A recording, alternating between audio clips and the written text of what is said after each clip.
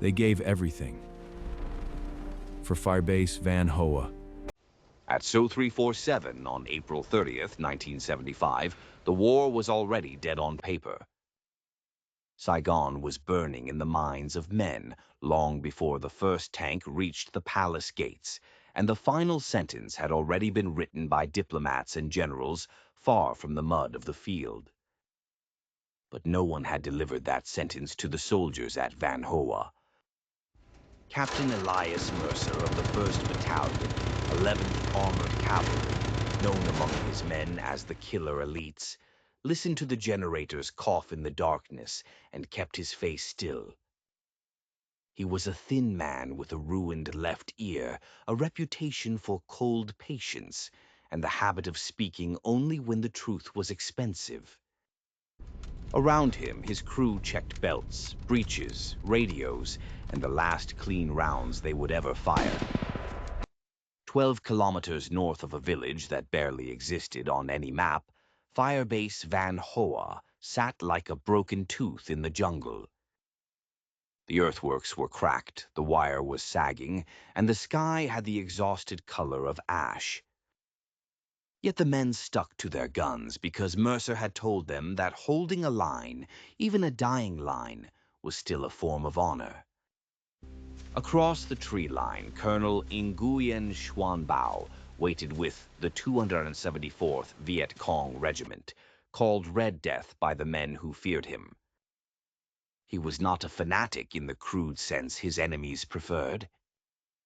He was precise, disciplined, and austere, a man who believed history could be forced by timing, and that silence, properly arranged, was more terrifying than shouting. He had 400 sappers, 300 regulars, and enough C4 to tear the firebase open like a wound. For 11 days, Bao had watched Van Hoa through rain, rot, and mosquitoes. He wiped his forehead with his hand. He had expected the Americans to flee or collapse or trade the gate for their lives. Instead, he found Mercer still there, still waiting, still refusing the natural ending. At dawn, the attack began without drums or slogans. The first wire was cut by knife. The first mine was lifted and never triggered. Then the jungle exploded with disciplined violence.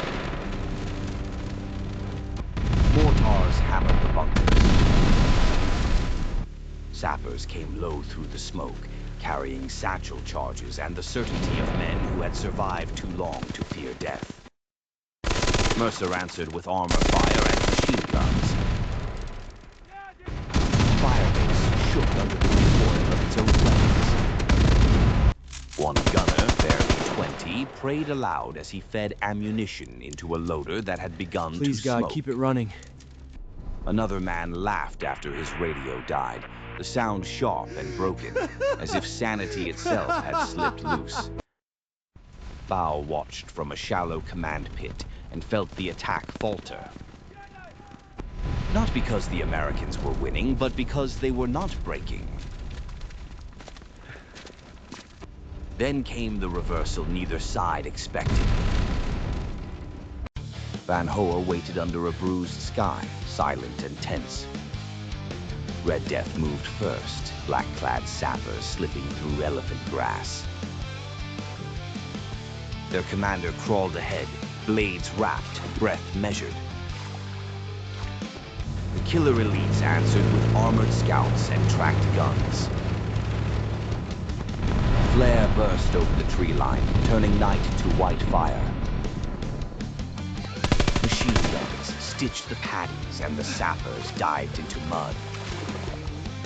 One sapper reached a bunker wire, cutting it with shaking hands. He vanished under a grenade blast before he could crawl away.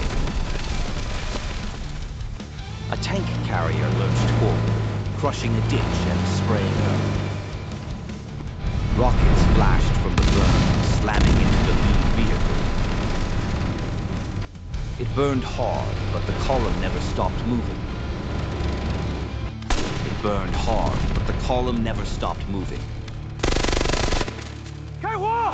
And American infantry squad dismounted and advanced between smoking hulks. Red Death counterattacked from a tree line, fast and brutal. They stabbed through the brush, throwing satchels at close range.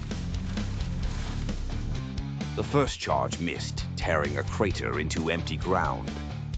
The second struck a half-track, flipping it sideways in flame. Killer elites answered with rifles, grenades, and relentless suppression. Covering! Their armored guns hammered every suspected firing point. A commander signaled left, opening a flanking path through rice dikes. Two sections moved together, covering each other's exposed crossings. Red Death tried to split them with a night ambush. Instead, they met interlocking fire from 3 directions. Bodies dropped into the waterlogged fields. The surviving sappers broke and ran toward a village edge. Helicopters arrived below, whipping fire across the rooftops. Tracer rounds chased fleeing shadows between the houses. The Americans pushed methodically, clearing trenches and bunkers. Clear that bunker ahead! By dawn, Red Death was shattered and scattered. Van Hoa belonged to the killer elites. However, this is just one battle for Van Hoa.